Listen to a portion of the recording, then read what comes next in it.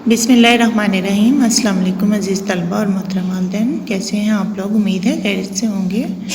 मैं हूं आपकी उर्दू की टीचर और K7। आज है हमारा दोहराई लेक्चर जो कि है सबक नंबर 7। आइए पाकिस्तान की सैर करें। इसमें सबसे पहले हमने बच्चों पढ़ा था, ख़ास अल्फाज पढ़े थे, जैसे फलक बोस होता है आसमान को छूने वाला, अलमान वल हफीज़ यानी जिससे पनाह मांगी जाए, आसार कदीमा यानी पुरानी चीज़ें, हल्का बगोश यानी शामिल होना, मलिया मेट यानी मिट जाना, और सयाह जो सैर करने आए होते हैं लोग वो, जफाकशी यानी मेहनत। ये ख़ास अल्फाज पढ़े थे हमने। इसके बाद हमने इसकी रीडिंग की थी जिसमें हमने पाकिस्तान के मुख्तलिफ़ शहरों के बारे में और मुख्तलिफ़ सूबों के बारे में जाना था। जैसे बलूचिस्तान जो है वो रकबे के लिहाज से पाकिस्तान का सबसे बड़ा सूबा है। इसका दारुल हुकूमत जो है कोयटा है। इसी तरह से इसकी सरहदें जो हैं वो तीनों सूबों से मिली हुई हैं। और इसी तरह से हमने बच्चों मुख्तलिफ और इलाकों के बारे में, जैसे पंजाब के बारे में पढ़ा था कि ये 2 लफ्ज़ों से मिलकर बना है, पंज और आप यानी 5 दरियाओं की सरजमीन। इसी तरह से हमने सिंध के बारे में भी पढ़ा कि वहाँ की जो है मशहूर क्या चीज़ें हैं, और केवड़ा जो है वो किस वजह से जाना जाता है, नमक की कान की वजह से। इसके अलावा पंजाब के बारे में हमने ये भी पढ़ा कि इसमें मसनूई जंगल जो है झांगा मंगा वो सबसे बड़ा जंगल है दुनिया का। इसके अलावा हमने ये भी पढ़ा था बच्चों कि खैबर पख्तूनख्वा जो है वो हमारा जो है अब खैबर पख्तूनख्वा है, लेकिन पहले इसको हम कहते थे शुमाल मगरबी सरहदी सूबा। इसका दारुल हुकूमत जो है पेशावर है। इसके अलावा बच्चों इसी तरह से हमने इस लेसन में जो है वो मुख्तलिफ़ ज़ुबानों के बारे में भी पढ़ा कि हमारे मुल्क में कौन कौन सी ज़ुबानें बोली जाती हैं, और हमारा मुल्क जो है वो कुदरती हुस्न से मालामाल है। इसके बाद बच्चों हमने पढ़े क्वेश्चन आंसर। सोना उगलती ज़मीन से क्या मुराद है? सोना उगलती ज़मीन से मुराद मतलब बच्चों जो बहुत ज़्यादा पैदावार दे, ज़मीन बहुत ज़्यादा ज़रखेज़ हो। पाकिस्तान का कौन सा सूबा रकबे के लिहाज से बड़ा है? बलूचिस्तान सबसे बड़ा है। सुई गैस को ये नाम क्यों दिया गया? क्योंकि ये सुई के मुकाम से निकली थी। पाकिस्तान में बंदरगाहें कहाँ कहाँ वाक़या हैं? बंदरगाहें जो है सबसे बड़ी बंदरगाह जो है वो ज़ाहिर है कराची में है, क्योंकि हमारा जो है वो कराची जो है वो पोर्ट बड़ा है। इसके अलावा गवादर में है, बलूचिस्तान में। पंजाब जो है वो 2 लफ्ज़ों का मजमूआ है, पंज और आप। झांगा मांगा के जंगल की इनफरादियत ये है बच्चों कि वो मसनूई तौर पे उगाया गया सबसे बड़ा जंगल है।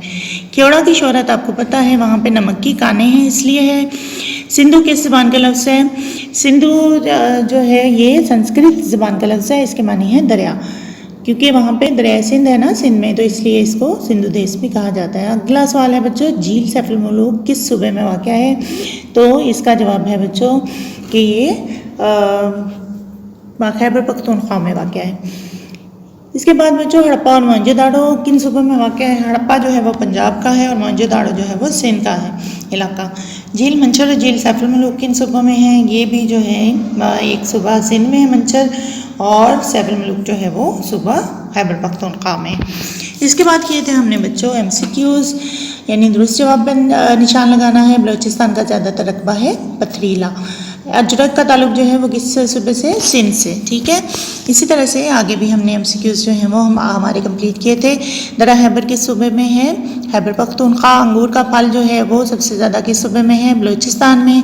मोहम्मद बिन कासिम ने सिंध फतह किया 712 में, और सवात को कहा जाता है पाकिस्तान का स्विट्ज़रलैंड। इसी तरह से मकली का कब्रिस्तान किस शहर में वाक़या है? ठट्ठा में। ठीक है। इसके बाद हमने कॉलम मैचिंग की थी बच्चों। पाकिस्तान का दिल लाहौर, पाकिस्तान का मैनचेस्टर फैसलाबाद, पाकिस्तान का स्विट्ज़रलैंड सवात, रोशनियों का शहर कराची, पाकिस्तान का गर्म तरीन शहर सिब्बी, खेलों का सामान के लिए है सियालकोट, पंखा साजी गुजरात में की जाती है, फर्नीचर साजी चिन्नौट में की जाती है, और कायद आज़म के आखिरी अय्याम गुजरे थे ज़ियारत में। इस तरह से हमने ये कॉलम मैचिंग की बच्चों।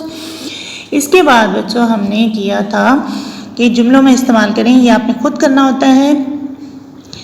कुछ बच्चे जानते कैसे हैं जिन्होंने जुमले नहीं बनाए थे, वो भी बनाया करें अपने जुमले खुद। मालामाल का बहुत ज़्यादा यानी जिसके पास बहुत चीज़ें हों। फलकबोज यानी आसमान को छूना। चार चांद लगाना यानी बहुत ज़्यादा अच्छा लगना। गुंजान आबाद यानी आबादी ज़्यादा हो। मलिया मेट ख़त्म हो, तबाह बर्बाद हो जाना। हुस्न सलूक यानी अच्छा सलूक। हल्का बगोश इस्लाम यानी इस्लाम में आ जाना, इस्लाम के हल्के में आ जाना। ये सारे जुमले जो थे हमने आपने बनाने थे खुद से।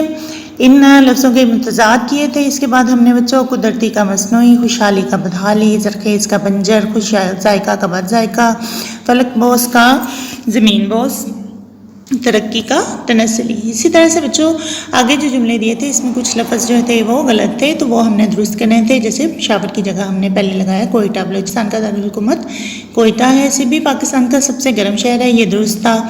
खैबर पख्तूनख्वा का पुराना नाम शुमाल मगरबी सरहदी सूबा था, ये मैंने आपको बताया था बच्चों के ये सच भी रख सकते हैं या फिर हम लिखेंगे पाकिस्तान के शुमाल मगरब में वाक़या है खैबर पख्तूनख्वा। ठीक है बच्चों, झील सैफुल मुल्क सूबा बलूचिस्तान में नहीं बल्कि खैबर पख्तूनख्वा में है। ठट्टा सूबा सिंध का कदीम शहर है, ये दुरुस्त है बच्चों। दरा खैबर सूबा पंजाब में नहीं बल्कि खैबर पख्तूनख्वा में है। मोहम्मद बिन कासिम ने राजा दाहिर को शिकस्त दी, ये भी दुरुस्त है। इसके बाद पाकिस्तान का 70% अंगूर बलूचिस्तान में 70 की जगह पे 90 लगाना है बच्चों। चांगा मांगा खुद उगाया जाने वाला दुनिया का दूसरा नहीं पहला बड़ा जंगल है। ठीक है, इसके बाद आपको ये कॉलम दिए गए हैं और उन्होंने बताया कि कुछ मुहावरे जो हैं एक जगह पे गलत दिए गए हैं और दूसरी जगह पे सही दिए गए, तो इनको सही इस्तेमाल करना ही होता है।